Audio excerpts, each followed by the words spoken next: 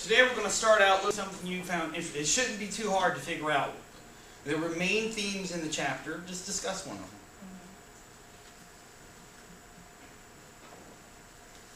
It's also maybe instructive to those you're reading to write down notes out of the book.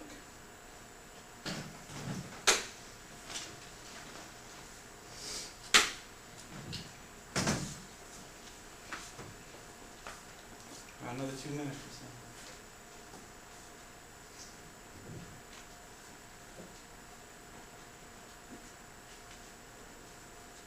And I'm still contemplating whether or not I mean, if people don't read, I'm going to give you a full-blown final instead of quizzes, which is what I plan to do. And I don't want to do it.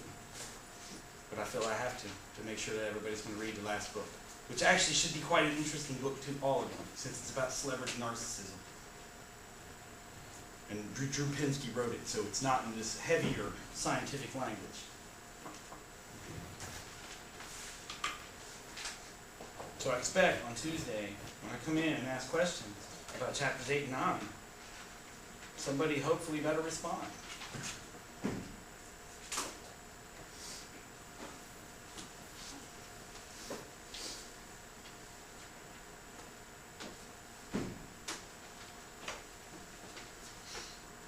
All right, got one more minute.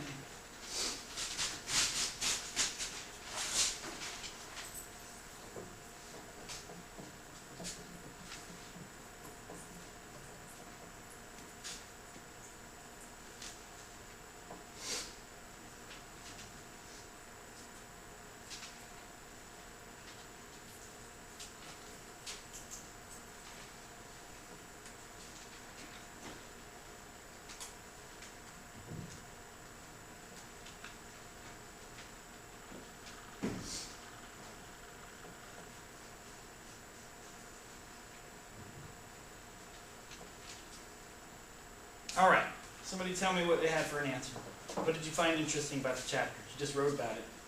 Well, it kind of went on to discuss whether or not the mainstream opinion is formed because of what people watch on TV, or if it's formed outside of TV, and then what's on TV reflects those views. Okay, so that's part what I wrote on the board, though. So what else? It went on to discuss how like the extremist views of the left or right kind of. What views did they say that television positions took on a lot of issues like abortion and gay rights and the death penalty and things like that? Well, it kind of draws them towards the middle and makes them. Well, on some of them. Were they more conservative? Right, and where does that? Remember, out of the theories, remember the Bagdickian book. Why would the television take more conservative position? What's that really in support of? What are conservative positions in support of? Well, the companies that would support media expansion. Right, or what, in a more general term, the status quo, that these organizations are protecting the social order. Like, if you're Bill Gates, when you were starting out, you wanted to change, you don't want the status quo, but it's like with Steven Spielberg, too. Like, at one point, he was a rebel in the movie industry. Now he is the industry, okay? Or like Obama, when he was running for president, he was perceived as outside the federal government, even though he's a senator. Now he is the government. So one of the issues here, like Bill Gates, he doesn't want anything to change. He would prefer that Apple died a horrible death. Okay, and the problem for conservatives, and Bill Gates is now probably, I consider him to be at least an economic conservative. Whether you want things to change or not, they're going to, and that's part of the problem. Part of the reason why television channels have expanded, and people have. And some people don't watch television, or why the internet is such a threat to television, is that the internet doesn't have these boundaries. Producers don't. In academia and other places, we call these people gatekeepers, these producers and directors, that they decide what goes on television. And if they don't want a show like The Cosby Show on television, it's not going to happen. Or if they do want it, it will happen. Okay? And so they mold the material that's on TV. The internet, any genius or fool can put something up and can put loose change up on YouTube and nobody does anything about it. Okay, even though it appears that a lot of that is exaggeration, although some of it seems to be pretty accurate, especially the fact that Muhammad Atta was wired money by the Pakistani intelligence chief on September 10th, which still has no explanation, and it's mind-boggling to me that took place without any explanation for why. I mean, are you kidding me? Could you imagine if the head of the CIA gave a Russian terrorist a bunch of money before they killed 3,000 people? You think that would go unnoticed by the Russian government and by the international community? But anyway, so stuff like that is able to get on the air, but it is limited in its expression. And still, to this day, what is the media outlet that most people spend the majority of their media time with? Still, for most people? No. Maybe youth people. TV? Yes, television. Your generation probably spends more equal amounts of time. Your generation doesn't really see a difference between television and internet on a lot of levels. Television, or internet is television. You guys go on Hulu, you go on YouTube. I doubt, I mean, other than Facebook and some other stuff, I would bet you that at least half, and you can calculate this yourself, half to 75% of your time is spent watching some video content. Or watching a news story on CNN or something like that. I mean, how many people here, the majority of your time, you're watching something on a video screen? How many here, the majority of your time is spent on these social network sites? What are the rest of you doing on the internet? Look at Wikipedia? Oh well. Anyway, I still find it funny that people call this social media. What's social about it? Socializing means you're either physically talking to somebody or physically in the same room as somebody. So how is this social? Because then you're not socializing. That's not socializing. Sending a letter from 3,000 miles away is probably the most muted form of interaction you can ever have. What about like Skype or something? That's a little bit better. That makes more sense, yeah. I think part of it is that social interaction means, if it doesn't mean face-to-face or voice, IMing is more of an example of social interaction than something like Facebook, where you post something on someone's thing and maybe they get back to you, maybe they don't. Even texting is a very low form of interaction, if you think about it. I've sent text to people, and sometimes they send me a text back right away. Other times it's 3 hours. Sometimes they never respond at all. And it's like there are no codified rules about what text you should respond to, how long it should take. Most people nowadays don't even talk on the phone. Remember we looked at the Kaiser Family Foundation information that said that people spend more time doing other things on their phone than talking on them. Tristan? So you're saying that at least the messaging is more of a form of social interaction than texting. Yes. But people can, not respond to you in instant messaging. That's true. That's true. But normally you're engaged in an active conversation. Even texting, though, if texting is immediate, then it is more social interaction. But I would say like signing somebody's Facebook wall or whatever, or email. Email is a horrendous form of communication. It is absolutely terrible. Email accounts have made my life worse. This is how people infiltrate your world. And I swear, if I get any more of these penis enlargement emails, I want these people arrested and executed. I mean, seriously. I mean, these people are ridiculous. It goes to my spam folder, and I just delete. I don't even look at my spam folder anymore. I just put clear on, and it's almost all Yahoo. Although I don't check my other spam folders on my official website. I don't bother. There's like 600 messages in them, and they're all stupid stuff about, ooh, look at spring break girls and stupid stuff like that, or selling Viagra from Mexico, which is probably laced with god awful whatever the hell it is. I mean, the FDA in this country is pretty pathetic. Imagine what the FDA in Mexico is like. Okay, I mean, seriously. I mean, I wouldn't take cough syrup down there. It might be heroin or something like that, especially nowadays with the drug cartels running that country. Anyway, what else was in the chapter?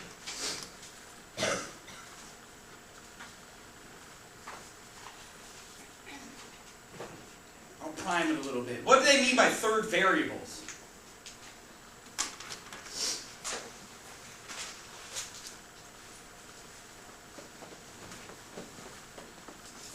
Pretty simple.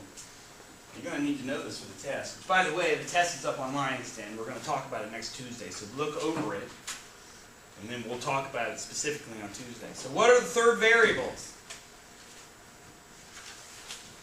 Isn't it that there are like other things that like affect how you were cultivated, like besides? Like what? What were some of the examples they gave? Like isn't it like your socioeconomic background? That was one. If you're like more wealthy.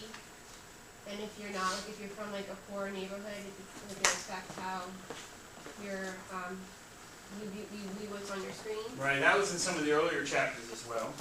So on page 137, before we look at some data about mainstreaming, it will be useful to examine some of the different possible ways that third variables could affect cultivation relationships. TV exposure does not, in many cases, have direct effects in the sense normally studied by social scientists. Exposure often relates to dependent variables in concert with other variables, like this interaction model, which I'm going to draw up on the board here. Theoretically, there could be several ways this might be happening. One way is that demographic variables might serve as intervening variables between TV exposure and various dependent variables. So, in general, and we'll get back to this environmental stuff here in a minute. In general, this is the way it was first looked at. TV viewing leads to the cultivation effect. Cultivation of views, whatever you want to call it. Distorted reality, especially with the crime thing. They came along and said, that seems a little too simplistic. So what they said was, with the mainstreaming, is that TV viewing, many times, and it started this, coupled with things like political views, pre-existing political views. Remember, we talked about if you were a racist, you would look at the Dave Chappelle stuff, and you interpret that and absorb that in a much different reality. You can actually put these two things like that. But anyway, and this leads to the mainstreaming of views. We'll talk about mainstreaming a little bit more detail today and Tuesday. And then, what I just read, the intervening model, that here's TV viewing. Here's some intervening variable. Could be race, could be class, could be age, could be income, could be occupation, could be political attitude, whatever it is, and then that leads to cultivation, or what they put as dependent variables. Now there are other ones as well that say, you know what, you got the cart before the horse. Social demographic variables should come first. And not just stuff like race and gender and stuff like that, but also just personality preferences. Like, for example, I hate crime shows. So the cultivation effect that would be predicted for crime shows is not going to happen with me. When I watch crime shows, it's almost like a comedy. They're so stupid that it's like a comedy. Because I know the statistics about real crime, and I know what real courtrooms are like, and it's nothing like that. Do you really think that court cases do you think that they proceed like in Law and Order? Most court cases take about 2 minutes. Guilty. That's what happens in a courtroom. You ever been in a courtroom, any of you? There is no long-winded debate. There's no opening arguments. There's no 4 months of testimony unless you're O.J. Simpson. You're lucky to have a lawyer most of the time. And these crime scene investigating shows, no police force, barring maybe the NYPD, has all that equipment. Not a chance. The FBI has that equipment. Okay? But so to me, it's a joke to watch these shows. Other people, it's fun. It's drama. The way I like sitcoms. Other people hate sitcoms. Right? They think they're stupid too. And I don't fault other people for that, but that's going to lead to not only TV viewing, but just as importantly, TV choices. So one of the issues, and I hope that this has gotten across to you, is that, look, they're trying to apply ideas about cultivation theories that they developed in the 70s to the 80s, 90s, and now, when at that time, two main things were happening. First, you had cable, the expansion of television, so there's more choices. Also, cultural change was happening. Like, for example, how were gay people presented and represented on TV in the 1970s versus now? You think? Take a guess at it. Wait, you said in the 70s and 80s? Yeah, versus now. Well, they weren't really, or not. Exactly.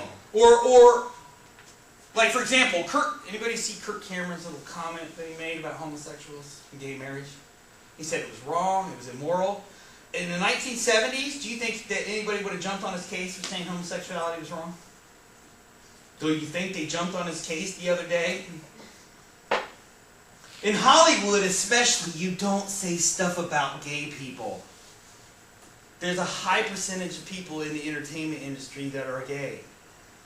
I'm not sure exactly why. I mean, we could get into explanations of why. Maybe, especially gay men are attracted to this type of work. Maybe they feel also that they can't get a job at a regular place because if they look, you think it's cool to be openly gay at IBM or ExxonMobil? You think that's fine? You go into IBM and go, "Hey, everybody! I just married my boyfriend yesterday." You think that goes over real well at the lunch table in IBM? Even though people probably would go, "That's great," and then underneath their breath they're like saying things. So maybe for homosexual people, especially homosexual men, this is one area where they can go where they're actually accepted to some extent. But I'll tell you right now, if you're Kirk Cameron, you're not getting any jobs anytime soon, buddy. You think even a non-gay, you think Steven Spielberg's not gay. He's married to Kate Capshaw, who's in Temple of Doom. Okay? Do you think that he's going to hire Kirk Cameron to be in one of his movies? Right? I mean, you think Lady Gaga's going to be hanging out with Kirk Cameron? I mean, Kirk Cameron doesn't have a career anyway. And I hope he saved his money. He probably did. Most conservatives hold on to their money like it's white knuckle. They're not letting go of the gold bar. Okay? But again, one of the points I'm trying to make here is about cultural change. Let's take environmentalism.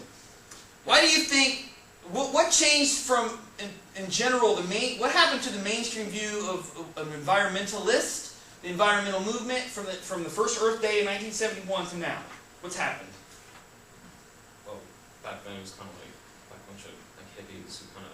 Yeah, they were a subculture, essentially, right? And they kind of thought there was no real proof to it or any kind of scientific... And people thought they were kooks, people thought they were unpatriotic, they were going to damage the economy, they want taxes to stop pollution. But slowly but surely, things like 3 Mile Island, Love Canal, which was a town in upstate. Anybody know what Love Canal is? I believe a bunch of toxic chemicals. Right, that they buried in the ground, they started leaching up into the groundwater and was causing illnesses and all kinds of stuff. Stuff like that. Eventually, the Exxon Valdez was probably one of the biggest public incidents. And again, how did people find out about the Exxon? What role did the TV play in the Exxon Valdez oil spill, you think? Somebody else. Made it able for people to see it every day? Yeah, like that. Remember the oil volcano underneath the Gulf of Mexico? Do you think that helped BP's image? Don't you think that money was pouring into Greenpeace and other organizations? Right? So, if you look at it, it's a great combination of, why do you think the news media showed that? Why do you think CNN showed the Exxon Valdez running around with oil everywhere, even though ExxonMobil was one of their advertisers on their network? And they were endangering their revenue stream from ExxonMobil by showing ExxonMobil as a bunch of pigs. Because they knew the hands were about to change, they kind of felt like people were being not... Well, that's part of it. So they were pandering to the culture, the changes in environmental attitudes. But what was the number one? What's the number one reason why CNN exists? People want to watch it. Yeah, I mean, oil spilled with ducks and seals dying. That's sensational crap. It's like this. Has anybody seen this? This Coney video where this warlord in Uganda was getting children to fight in a war with him and stuff. 60 million people have watched this. You think they watched it because it's all warm and fuzzy? Or they're going to... Let me put it another way as well. I mean, clearly they're not watching it because of that. Okay? And nobody watches YouTube videos about somebody saving a cat out of a tree. Or even kids out of maybe out of a burning building. But in general... do you really think that these people who watch this Coney video have done anything about it? Have they called their representatives in Congress, or called the UN, or signed a petition, or given money, or adopted one of these children? So why are they watching this damn video? To watch people bleed? Similarly to why people watch horror shows or train wrecks, or I told you there's a video series called Faces of Death. where they show people dying. It sold millions of copies. It's sick. Saw is one of the most popular franchises in movie history. So it's look, they didn't make 20 Friday the 13th because people aren't going to the movies. And with horror movies, believe it or not, especially Friday the 13th, you can make those for $4 or $5 million. All you need is some ketchup and a blood pack. And I mean, you've seen the special effects in these movies. They're horrendous. You ever seen a Friday the 13th movie? They're horrendous. It almost makes me laugh. It's so bad, it's almost a comedy. That's why they made Scary Movie, because these movies, horror movies, are really caricatures. They're really goofy. Like, there was one that was, when I was a kid, that was called Silent Night, where they turned Santa Claus into a murderer. And he went down people's chimneys and killed people with an axe. And parent groups were all up in arms about that they turned Santa Claus into a murderer. But anyway, so one of the main criticisms, you're going to need to know this for the test, about cultivation theory is this idea of it doesn't take into account cultural change. And as the mainstream views change, or things like that change, or these political views for mainstream or whatever, that this changes the cultivation effect. Now another model is the spurious model, that what is being perceived is not actually happening. That other factors are getting in the way. So this would look at things like TV viewing. So this is actually on page, I think on page 138. Let's see how they modeled that. Spurious model. So they have this.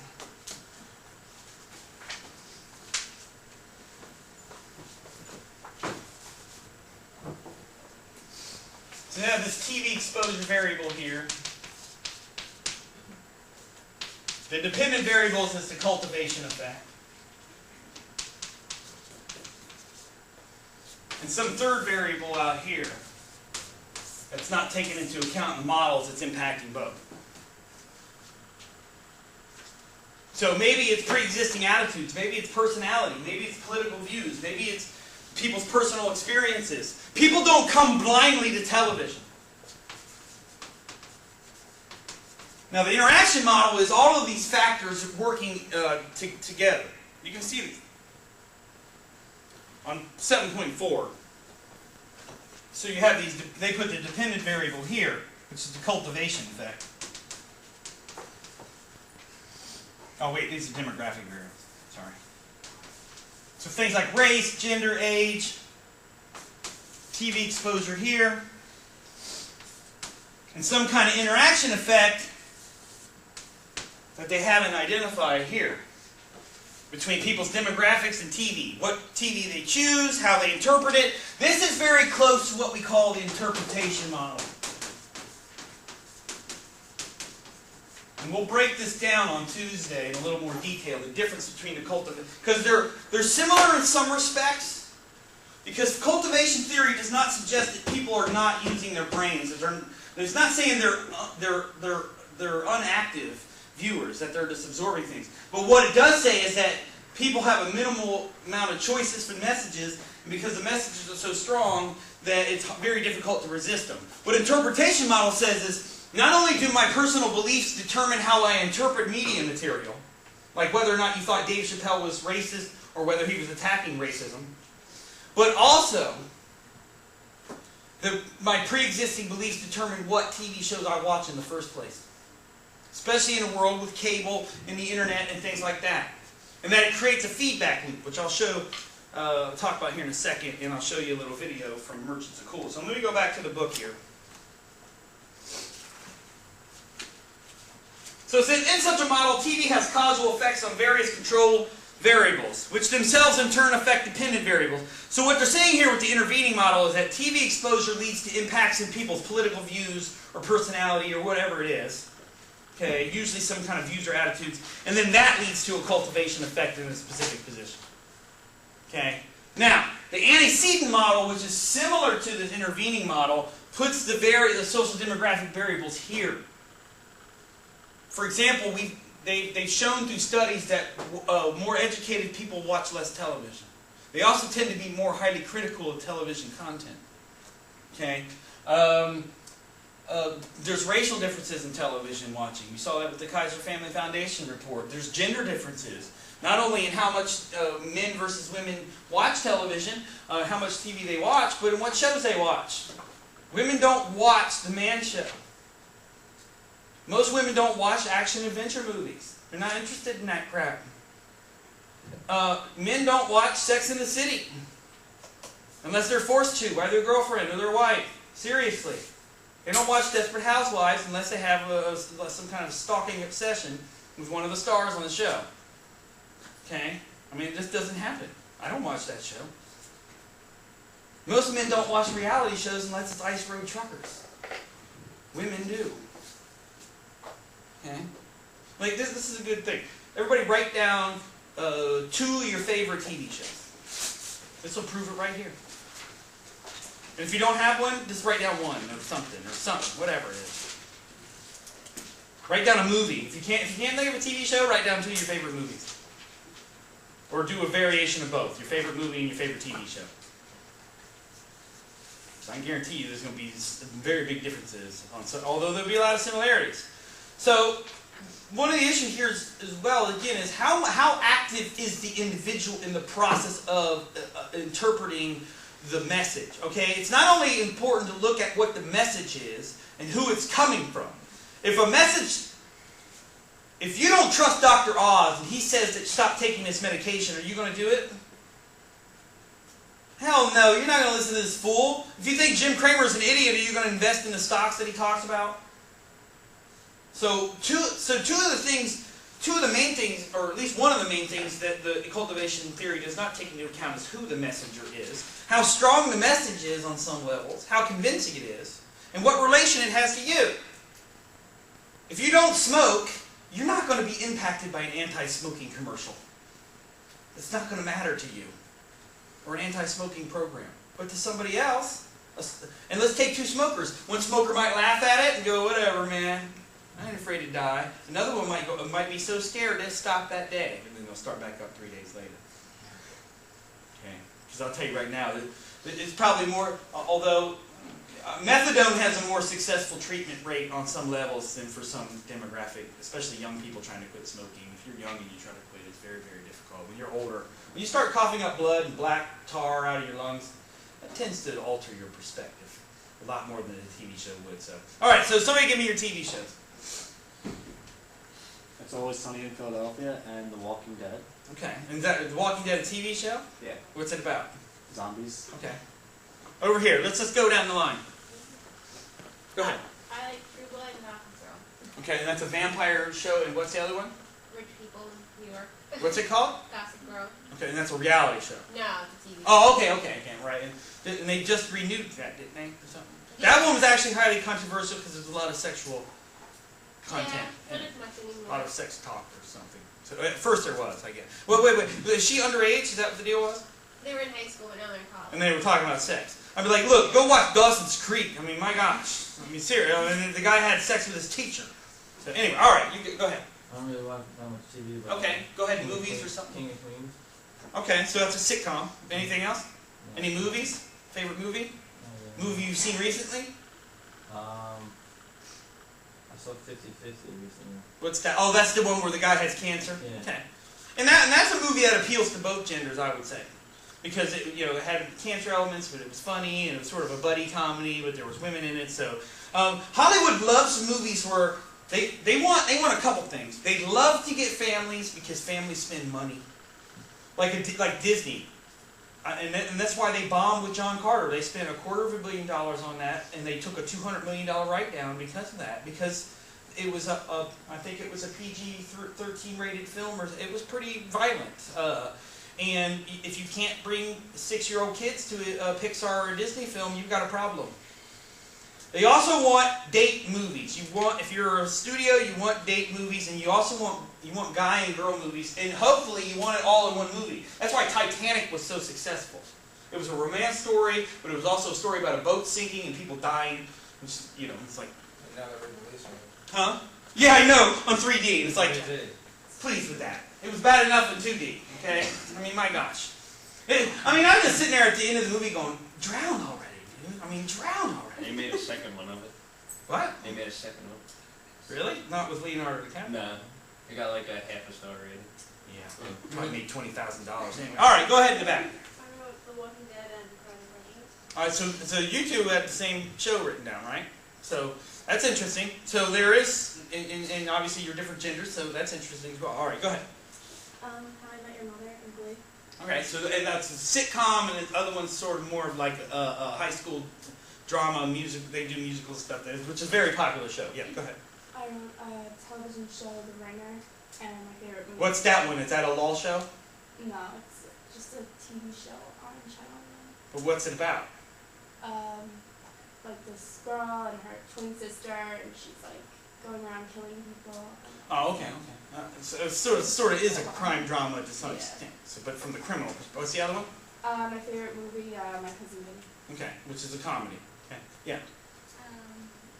Revenge and Pretty Little Liars. What's Revenge? It's like about a rich family in the Hamptons, and they go through like a divorce, and this girl's trying to. It's a movie or? It's a TV show. Okay. And her dad was framed for like this plane crash and. And what's the other one? Pretty Little Liars. Okay, and what's that one? It's like these girls, their friend died, and they get mysterious texts, and they have to figure out who it's from.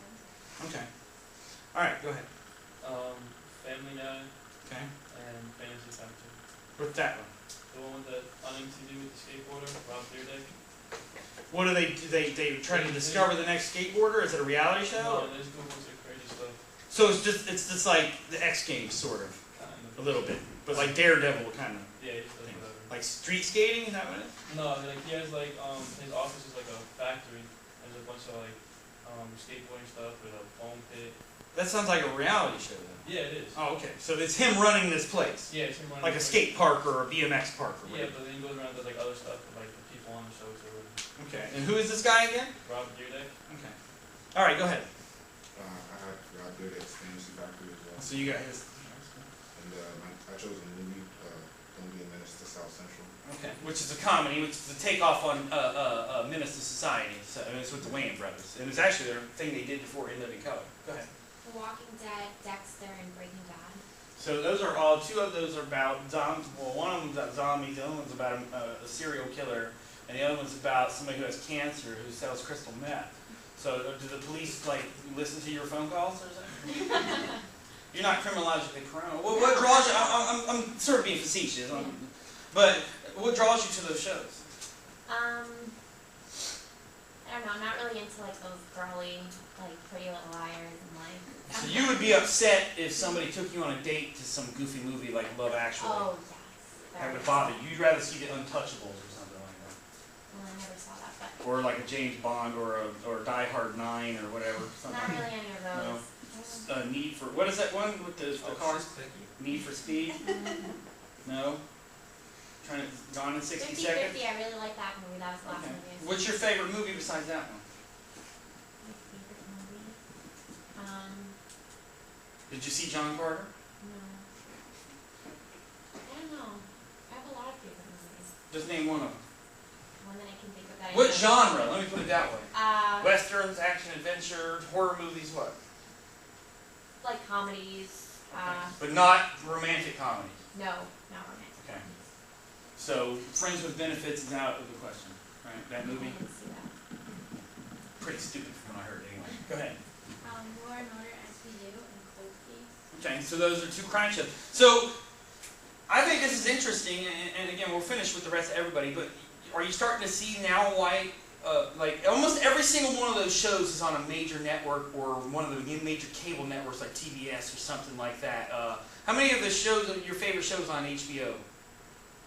So a few, TBS, TNT, USA, FX. major network, and FX is run by Fox.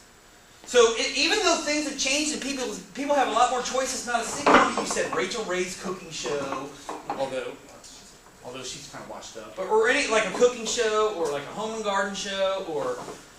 Nobody said QVC or anything like that. So maybe but I'll tell you right now, if we had some 50-year-olds in this classroom, don't you think this stuff would change very quickly? So I think one of the things it's pointing out is that gender is less of an issue than age, it seems to me. that most of your choices are based on the fact that you're young and you're attracted to some of these programs. How many here, you watch these TV shows and so do your friends? And you discuss this show with your friends. So is that part of the reason why you do it? How many here, you didn't like the show that you mentioned at first until your friend got you involved in watching it? I used to hate The Office. I hated the music. Part of it is because they replaced the Simpsons episode with The Office. They used to show 2 reruns in a row, and it really pissed me off. It's like, how dare you take the Simpsons off the air? That's like knocking down the Smithsonian or something. What the hell's wrong with you? You know, I mean, what is wrong with you? That show's been on the air for... I was in 10th grade when that show started. I'm not in 10th grade. You guys weren't even... Some of you weren't even born. That's a 23-year-old show. Okay? The only show that's probably longer is like Nightline and stuff like it is by far the longest running cartoon, and it is by far the longest running primetime sitcom. Go ahead. Me? Yeah. The Daily Show. Wait, I got yours right. Okay, go ahead. Sorry, go ahead. The Daily Show with Jon Stewart. Right. The Adventure Time. And that's a cartoon on Cartoon Network. I've actually seen that. It's quite funny. So, and it's an adult cartoon. Yeah. No, it's got odd, it's weird, and it's surreal, and it's got odd references, and a kid might like the bouncing colors and stuff, but they wouldn't understand what the hell's going on. So anyway, yes. I like Housewives and Pretty Little Liars. Okay. All green shows. What's the other one? Housewives. No, what's the second one? Oh, the Pretty Little Liars. Again, is that a reality show? No, it's like... What is it, like Mean Girls on TV? It's like Desperate Housewives for kids. Lindsay Lohan's not on it. It's like a mystery, like Desperate Housewives. But it's not. Oh, but it's a drama. But it's written, scripted. I hope you guys know that reality, you couldn't get any farther from reality than a reality show. Think about it. Yeah, every day somebody offers me $1 million to run around the world like a goofball and get hit by a boulder or something stupid like that. And I'm always stuck in a house with cameras everywhere. Like Big Brother. I mean, the stupidity of some of these shows, like Joe Millionaire. Remember that one? Where the guy pretended to be a millionaire and he made all these girls act like fools because they thought they were going to marry a millionaire and he was really just some bum who worked at the construction site. He construction workers, a lot of them get paid pretty well. This guy didn't even get paid well. He was like low down on the totem pole. He was the guy that went and got sandwiches during lunch. Go ahead. I said MLB Tonight. And okay, so that's a sports show. What was the other one? A Bronx Tale. Okay. All right. And that isn't J-Lo in that? No, this was like a while ago. Who's in that movie? Is that a Spike Lee film? Yeah, De Niro's, and it's about Oh, is it like interlocking stories? There's like a bunch of different. No, this is back. It's supposed to be back in the day in the Bronx when it was all racist and like an Italian guy falls in love with a black girl or something. Right. That sounds like Jungle Fever. They're like in the mob, like the thing. Yeah. No, there was a movie Spike Lee did called Jungle Fever with Wesley Snipes in it. I think it was like the early 90s or late 80s. Okay. And you saying there's less racism in the Bronx now? No, but I'm just saying. It was back in the day. Some things change, some things don't. So, go ahead, Katie. I like Law and Order and my favorite is Friends. Okay. And you watch the reruns? Yeah. Eventually they'll probably take them off. You have to go buy them. They do that so you have to buy the DVDs. But like The Simpsons, they have deleted scenes. I'd be curious. I guarantee you Friends has got deleted scenes. So does Office. Some of the deleted scenes are longer than the episode. So anyway, all right, go ahead. I said Late Night with Jimmy Fallon and Okay. The Bachelor. Okay. And again, almost all of these programs are on major networks. I would say Law and Order and Shameless. And what's Shameless? It's on Showtime. What is it? What kind of show is it? Is it like Entourage or something? What's Entourage? If you don't know what Entourage is, then I don't know what Shameless is. It's probably better just to explain what Shameless is. It's like... Who's in it? Who's in it?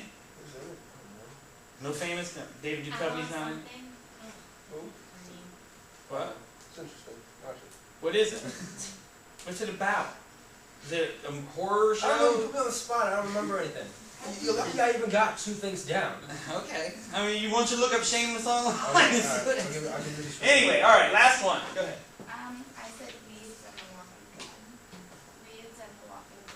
And Weeds is a show about a suburban lady who sells dope out of her house, and it's on HBO. And then the other one was The Walking Dead. How many people put The Walking Dead? See, now you got friends, so you can like discuss stuff on blogs and things like that. What's so attractive about a show about zombies? Zombies are kind of disgusting. They eat people's brains. Is there really hot zombies on it? Was it Ryan Pattinson in this thing or something? No, but you know how like most shows, the main Is that his name? What's that dork's name from Twilight? I think it's Robert. Whatever it is. He looks. He's the only person who can play a vampire without even needing one drop of makeup on his face. Anyway, sorry. Go ahead. I just like that, like the main like you know how in a lot of shows or movies the main character doesn't die and like they always prevail. Like one Right, of the it's main kind of characters terrible. Yeah. actually like died, and I don't know, it's just very like psychological and. I almost think sometimes because professional actors have what's called the Screen Actors Guild, which is a union. I almost think that one of the reasons why main characters don't die in soap operas and all kinds of stuff like that is because the union probably gets on the phone and said, "How dare you knock out one of our prime actors from a top job?" Because that's publicity, that's money. If you're in the Screen Actors Guild, don't you pay dues to the union? So if they knock your character out of Friends or something like that, what happened to your dues?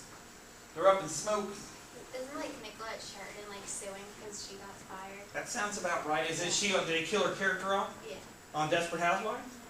Again, I'm telling you, that's the problem. You know, I mean, if you got a main like the Charlie Sheen character. Did they kill him off on 2.5 Men? Yeah. Did they kill him off? Yeah. I thought he was going to be on the show again, and somebody else was going to play. No.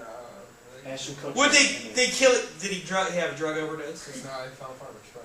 Oh, he got pushed in front of a train. They should have had something more indignant, like a seagull dropped a rock on his head or something, or he slipped on like horse crap and broke his neck falling down. They should have been something way more indignant because he's suing them for $250 million, which he's not going to get a dime. I mean, they take your kids away in the middle of the night, Charlie. I don't think you're going to have much standing in front of a judge no matter what. So, but you see here that even though that gender is maybe not an issue and race isn't an issue, it seems your age is an issue. How many people here think your parents, how many of your parents watch The Walking Dead? All right, so some of them. All right? Maybe they watch it because they want to see what the hell you're watching. Do they watch it with you? Really? I watch it with my dad. Do they joke about it, or they actually like it, or are they just pretending? Nah, he likes it. Really? He's a big loser though. What do you mean? you mean Like, he's like a Star Trek nerd or something? Yeah, like he likes Star Wars and stuff. It's kind of like a fantasy show. So he's like he should be on the Big Bang Theory. Is that what you're trying to say?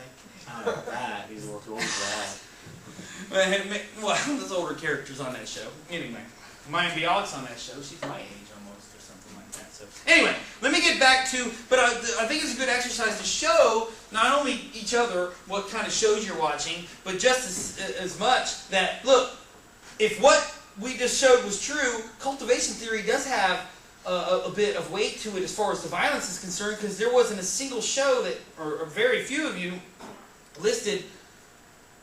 Most of you listed at least one show that had elements of violence in it. Whether it was vampires or zombies or Law and Order or whatever the hell it was. Or debauchery or sex or discussions of sex and stuff like that. That is the predominant, it is just the currency of the media. But clearly though, you cannot deny the fact that, for example, like social demographic variable. If I'm a Christian, am I watching shows about zombies? If I'm a devout, practicing Christian and I go to church even on Mondays, am I watching some Walking Dead stuff or Vampire Diaries? No, I'm probably watching the Christian Broadcast Network or whatever. They talk about that kind of stuff too, right? If I'm not an environmentalist, am I watching shows about environmentalism? Maybe to make fun of them. Here's a better one. If I'm a Democrat and I watch Rush Limbaugh, or first of all, am I watching Rush Limbaugh? If I'm a Democrat? And if I do, is it going to make me into less of a Democrat or more of a Republican? It might make me more of a Democrat. So, can somebody give me an argument how watching Rush Limbaugh, if you're a Democrat, would make you more of a Democrat? Well, he's kind of like he's extremely right, so that's ridiculous and go even farther. And he's a bit of a clown, and he makes exaggerated statements. He called somebody the other day that was a college student a slut. and he almost got knocked off the air because of it. He's the Don Imus of whatever he does. I mean, Don Imus is a big jackass too. He made fun of the Rutgers. What he said about the Rutgers thing was as bad, if not on some levels, just worse than what. Did anybody hear what Don Imus said? He called them nappy-headed hoes.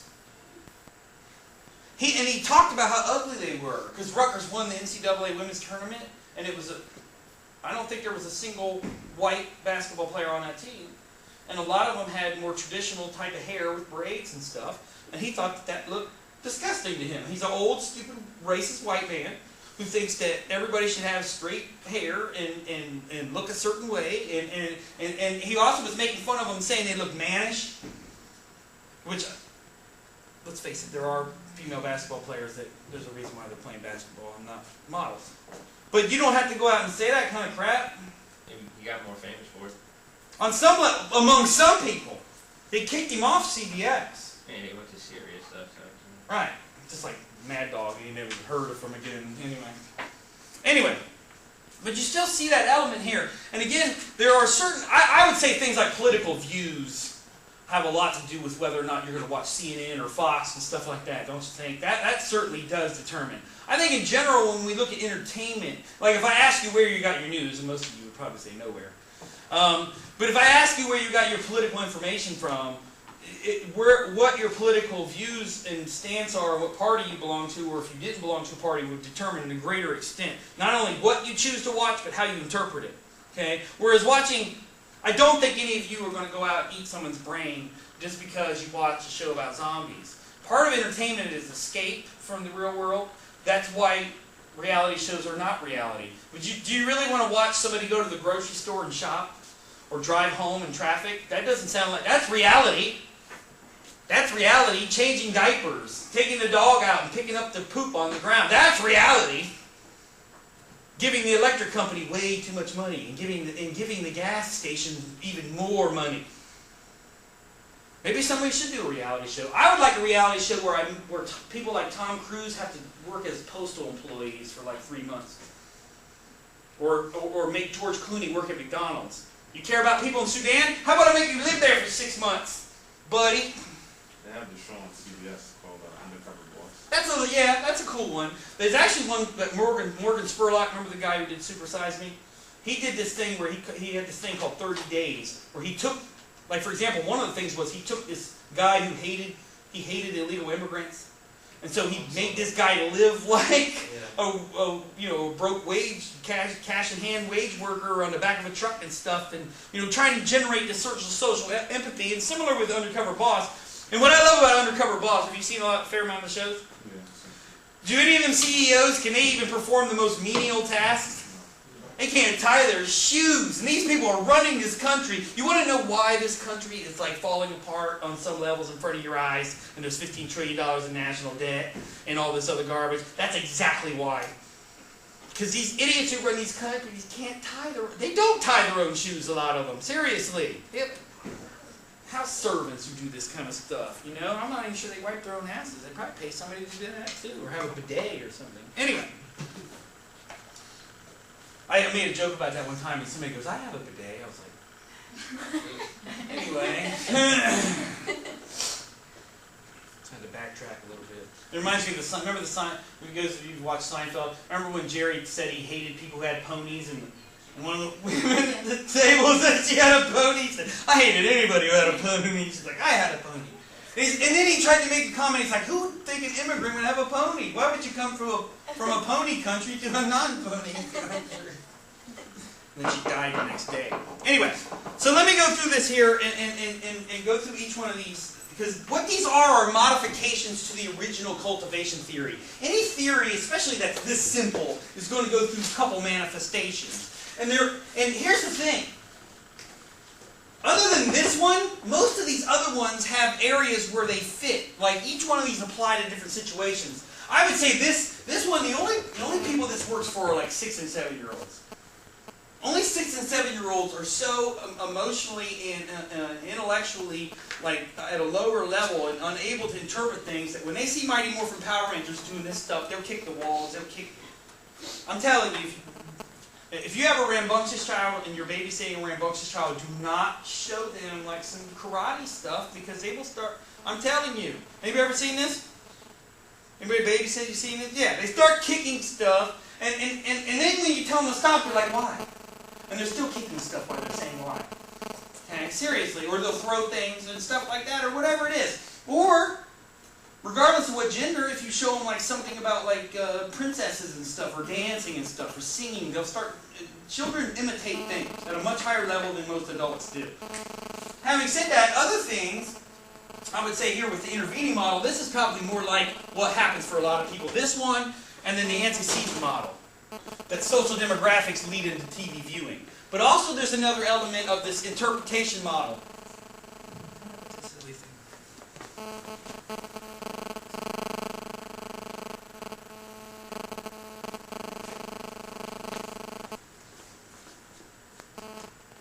Where we are attracted to content that fits our views.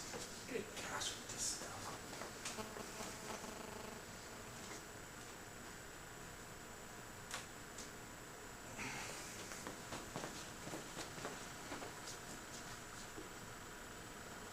Oh, there we go. Sorry. Anyway. But again, and part of the issue is as we go through our life course, as we get older, as we experience more things, as our views become more solidified, what happens to cultivation theory probably? What would you theorize what happens to how the media influences your attitudes and behavior as you get older? Does it have less or more influence? Less. Yeah, because people start, first of all, when you get married and you start a family, what happens to your TV viewing most likely? Your serious TV viewing. Obviously none of you had any kids. Neither have I, but I've seen the disaster that this becomes. You want to talk about the quickest way to age and make yourself sick? Especially to have something like twins. And it's not, and here's what the goofy thing is. If you have like twins or something, you want to be a good parent, right? So you want to do everything for the kids. Do babies have normal sleep schedules? Do they eat at normal rates? Can you take off work for 5 years until they get old enough? So you're working, you're not sleeping, you're not eating right, the kid's not eating right. Have you ever heard a child or two of them scream at the top of their lungs, crying? That's a pleasant sound, isn't it? I know about 10 million sounds, including my fingernails on this chalkboard, that I'd rather hear right in my ears than a newborn screaming. And they do it as a protective mechanism, because the mother is tuned to hear the scream. Mothers can recognize their own child crying in like a group of children. But anyway, so things change. You don't watch TV as much. You actually, you know what happens when you get married and have kids? You know what happens to your friendship group? You start losing friends like they're dropping dead. I'm telling you right now, I saw it with my own parents. You've probably seen it with your parents. Think about when you were younger, how many more friends your parents had. How many more people used to come over the house? How much more they used to probably go out. Part of it has to do with their aging. Like I told you, I think I mentioned this before. As you move into your 30s and 40s, the difference between being young and being old has to do with expectations on weekends, especially Friday and Saturday night. When you're old, you don't want anything to happen on Friday night. That's a good day. When nothing at all happens. When you're young and nothing happens on Friday, it makes you want to knock down the walls. It's a terrible thing. Okay? And that's what, and again, people get driven, they want to take care of their kids and all this other stuff, so it starts to drop. Plus, people's views start to solidify at a much greater level. Okay? People get stuck in their views. You are not going to tell a 55-year-old man how to vote. And I'm sure you guys have come across this dealing with your parents. They are stubborn on things a lot of the times. They're not trying no new food. They're not going to no new restaurants. A lot of them ain't going to take any more trips until they're retired, and if they are, they're going to Hawaii. Something like that. They have no interest in meeting new people. Okay? For the most part. This is a generalized concept. Some of your parents, they'll go eat stuff they've never, like fried octopus or something, and think that's fun. Like, that's their idea of fun. Okay? Other people, most people when they get older, they stop changing. Okay? It's part of the problem if you develop an alcoholism problem when you're younger, guess where it starts to extend into? Once you get past 30, and you still have an alcohol problem or a drug problem, you have a serious issue. It's not going, hey Charlie Sheen, it's not going away. It will, for most people, if they don't stop binge using drugs by the time they're 30, 35, they're dead. You're dead by the time you're 50. And if you're lucky, you survive, but you don't look good. You look like William S. Burroughs. Anyway, so that's part of what goes on here with age. But it goes on to say here, however, this model is not highly plausible because TV exposure, though an important marker of social status, cannot be thought of as a temporally prior to most demographic variables. It is true that children are raised with television programs years before their formal education begins, so in some senses, TV does come first. But we must also remember that education as a variable tends to stand for immersion in a variety of social processes which begin at the same time as television viewing begins, and which help shape the television experience of the child. More reasonably then, we would argue that variables are temporarily intertwined, meaning that things change over time. That variables that impact you when you're younger and interact when you're younger don't impact you when you get older and move into advanced adulthood and eventually old age. When you're young like you guys are, your opinion of your friends matters more than just about anything on earth. It's part of the problem. That's why people fall into buying clothes that they can't afford just to impress their friends or to fit into a group. I think this is probably one of the most disturbing aspects of television, is the rampant consumerism that goes on. That people have fooled other people into thinking that you need $400 jeans in order to fit in. Do you realize that that is a gigantic scam? Do you really think it costs $400 to make a pair of jeans? I mean, that's how much an Apple iPad costs. Do you know what goes into... There's platinum and gold inside of an iPad. Do you really need to pay $200 for a pair of tennis shoes? Or pay $90 for a pair of sweatpants that say DK and Y on the back? Which, by the way, I hope you know that the sweatpants that go to JCPenney's come out of the same factory and they go to Macy's. It's the same factory. They just put different labels and things on them. I think it's the ultimate morons are celebrities. These people who go to the Academy Awards and they pay $80,000 to wear a Vera Wang dress or something stupid like that. Once. Okay? I know probably some of you, I'm stepping on your toes because you believe in this high fashion stuff, but if you look at it, isn't it absurd if you step back? Isn't it absurd? $400 for a bottle of perfume, $300 for a shirt, $120 for a pair of uncomfortable shoes. It's nonsense. And it's all generated by television. You wouldn't know who Donna Karan was if it wasn't for television. Versace, all these goofballs. I think it's the funniest thing I've ever... It's one of the funniest things. The only thing I find funnier is people who eat rotten fish eggs and think that that's gourmet food. People who eat caviar. That makes me laugh even more. I could scrape some dog snot off the ground and call it a gourmet food and people would pay me $1,000 a piece for it. People eat snails. That's not a gourmet food. That's what bums in the forest eat or something. I mean, seriously. It's like what Schmeagol ate. Is that who you want? You want the Lord of the Rings mutant? Is that kind of food? Or like truffles. I take it you don't like these foods. I don't. I don't understand it. And they don't even taste good. Caviar tastes like rotten. Like I can't. There's no description for it. It tastes like rotten feet smell. That's the only way I can describe it. It is disgusting. There is nothing good about it, in my opinion. Other people, oh, I paid $90 for half an ounce. It's like man, you should have went and bought some crack. It had more fun. Anyway, that stuff drives me crazy though. Anyway, I know people don't view or have the same views as me. That's fine. Go watch Affluenza, okay? Because you are being manipulated. Go watch The Persuaders. You don't have time to watch these, but go look online. These people manipulate your emotions, your values. Let me tell you something. Department stores like Macy's, they use aroma. They use like pheromone scents and stuff to get you in an excited state to buy things. They use all kinds of weird tricks to get you to buy things. Seriously. But that's why I have more respect for McDonald's. They tell you exactly what they're doing. Yeah, we're indoctrinating your children like cult members. We want them to think it's not called an unhappy meal. We want them to think McDonald's, good feeling. Macy's wants to like pick your pocket while you're like staring at something else. It just cracks me up. And I love the fact people go in there and pay $150 for shirts you can go to a Tanger outlet and get for $50. So there you go, Macy's. What do you think now? Anyway, we go on here. It says, more easily than we would argue that the variables are temporally intertwined, an alternative pattern in which TV exposure intervenes the effect of other demographic variables is seen in figure 7.2.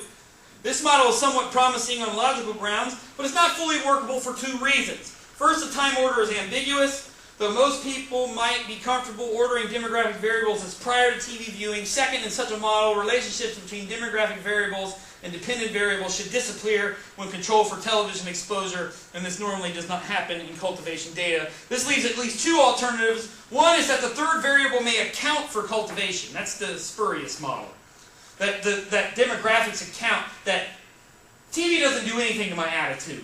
I watched Rush Limbaugh because I was already a Republican.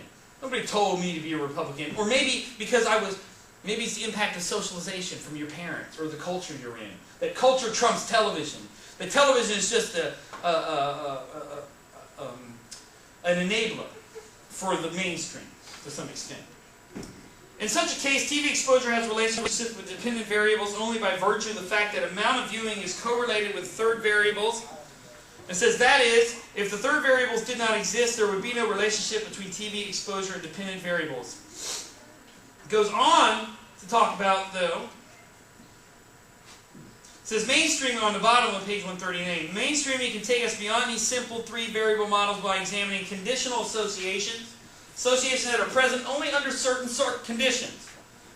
Like, for example, showing TV coverage of the Vietnam War as the U.S. population was starting to realize that the war was lost was probably the worst thing that could have ever happened for the U.S. military. If they would have shown the coverage of people being shot on the streets and the attacks on the embassy in 1964 or 65, it would not have had the effect that it had in 1968. Things were different. Okay?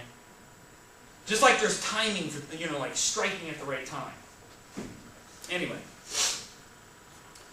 Also, invariably, these conditional relationships shed light on the original interpretation that is certainly what happened when the idea of mainstreaming was introduced. Given the difficulties in determining causal order, and remembering that cultivation also favors a reciprocal causation process, which is the feedback loop, which we admit is more difficult to measure or model well, we think that the best overall model in which one in which both TV and other third variables make independent direct contributions to dependent variables. That's the interaction model. That TV's working on one level and other demographic variables are working on the other. Let me show you a little bit of what we're talking about as far as the type of material that's out there and how people would react differently to it. So if you were a Republican, I want you to think how you would view this. This is a Democrat. This guy, this is the real president. He actually won the election, and it was snatched out of his hand. Anyway, that's a whole other issue.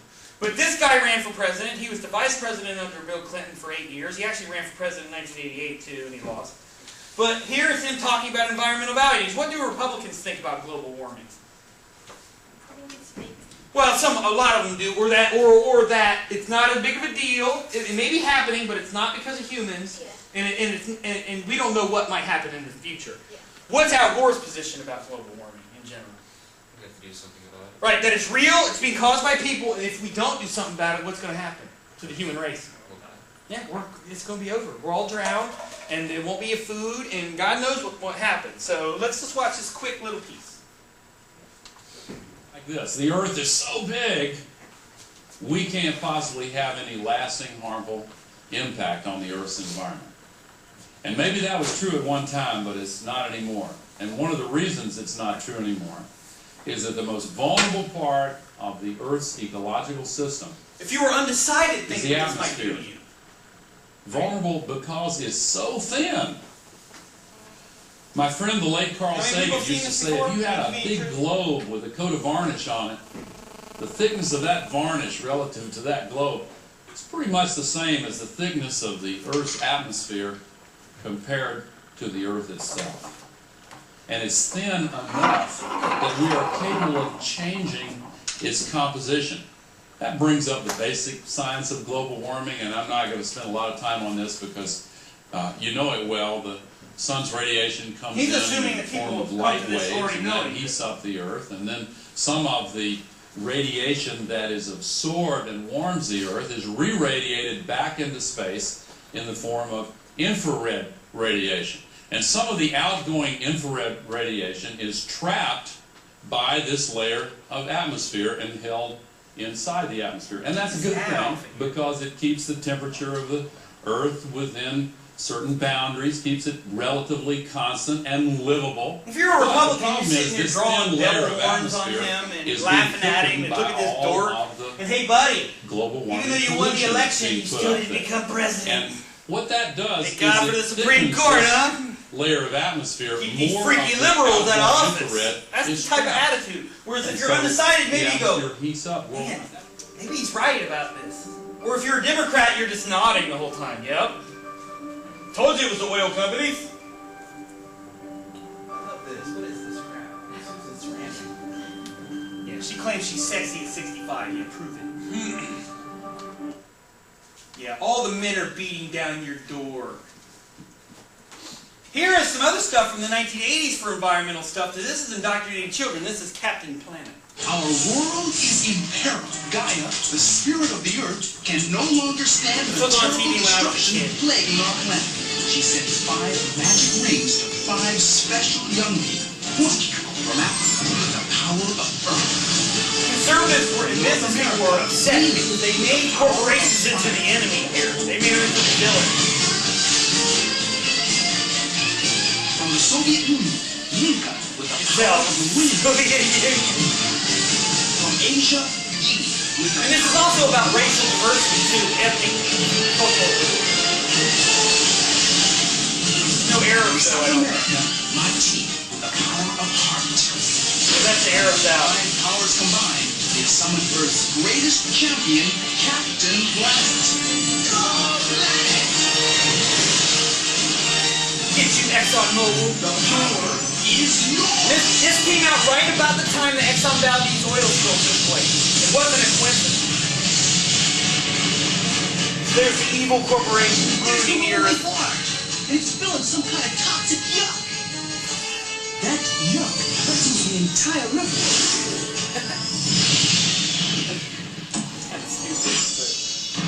But what can we use It was to pretty stop popular. it? Not And fire, kids were dangerous. absorbing the messages How here. about water?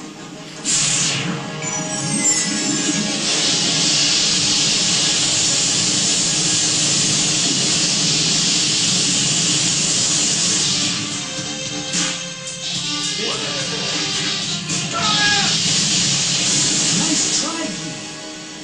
Only now there is more pollution than ever spilling into the river. I think it's time for a team beam. Uh-oh, here comes Captain Planet. Team beam. Earth. Fire. Wind. I don't think there's any Latino people there. Your powers combined. He's white though. I am Captain Planet. He's got a flat top too. What kind of a superhero has a flat top? Team beam. Uh-oh. I don't contain those chemicals. We're in for a serious spill. Time for me to barge in. It's also somewhat unrealistic. Pollution happens, there's nobody that comes along and cleans it up. First, take some sand, then to turn up the heat. Let's go. Barge in. Barge in. Alright, you get the idea. Now, more recently...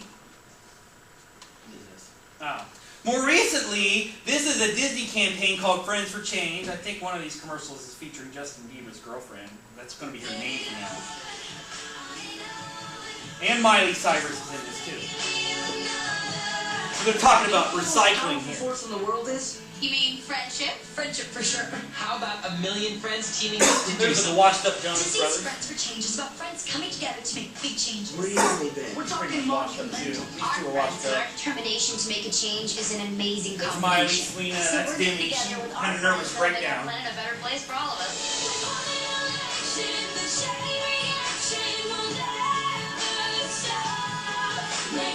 But I mean, alright, fine. You're showing people recycling and stuff is important, but is anything real coming out of this? And I, Emily. I, Brenda. And I'm Mitchell. I, Chelsea. And I, Brandon. I, Nick. I, Kevin. And I, Joe. Promise to register and pledge. Hey. Selena didn't promise. Reg and pledge. We promise to reg and pledge allegiance to the planet on which we stand.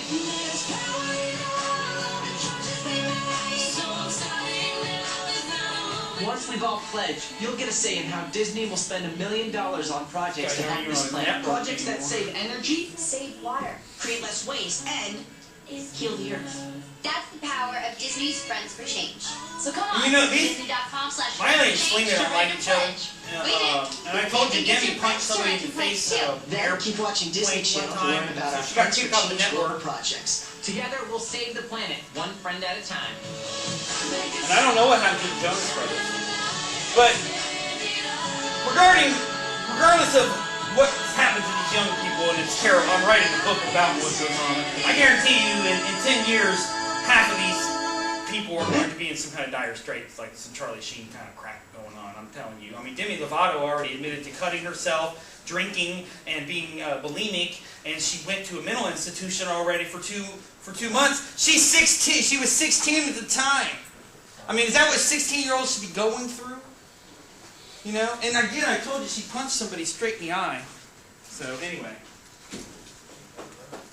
When I heard that, I was like, wow, that's cool.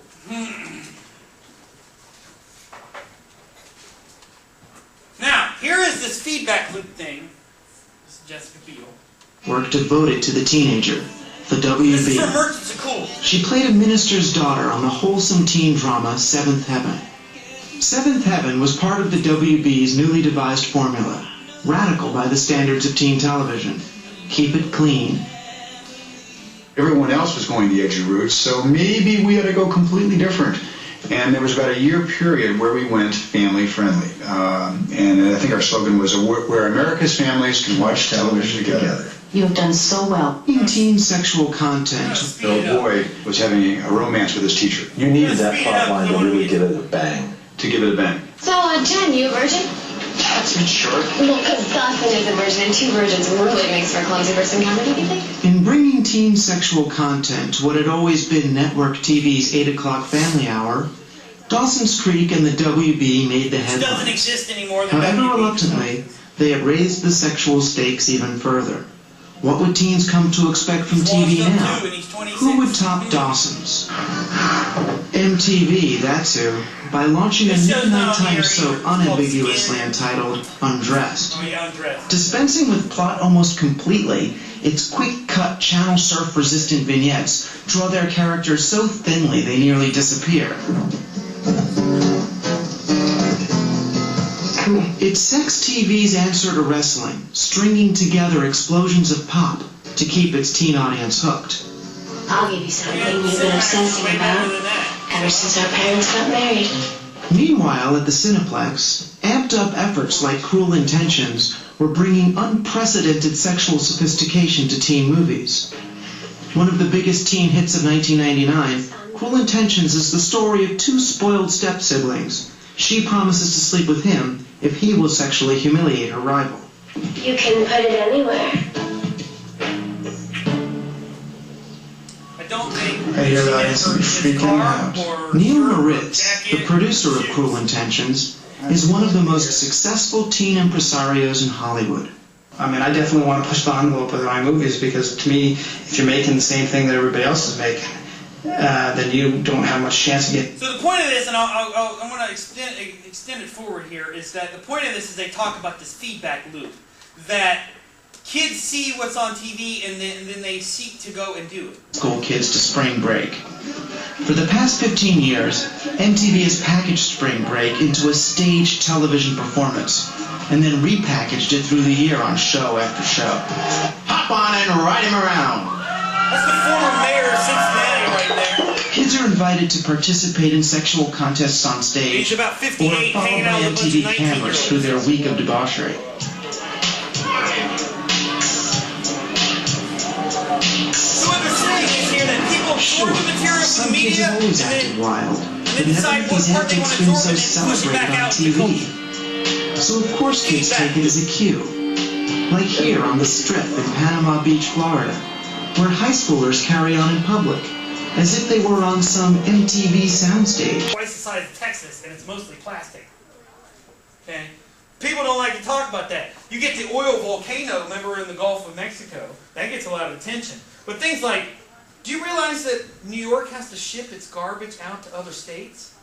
That that's how filthy and trash-ridden this society has become? That everything in your garbage, here's another thing they don't tell you. And trash companies don't like to tell you this either because they'd be out of work. Everything in your trash can is either recyclable or compostable. Everything. Plastic, paper, and most of the stuff 60% of the stuff you throw away is paper. The 20 or so percent is plastic, 25%, and the rest of it is like food waste. Every single bit of that is either recyclable or compostable. How come people don't do it? And I'll tell you right now, when they pick up the recycling, are you sure that doesn't go to landfills? Sure they just don't take that plastic stuff right to the landfill? Alright everybody, that's it for today. We'll continue this next time. I will briefly discuss chapter 6 next time with the meta-analysis, but other than that, we're going to move on, talk about criticisms of cultivation theory itself. We'll go over the test next time as well, so make sure you're here. Professor, I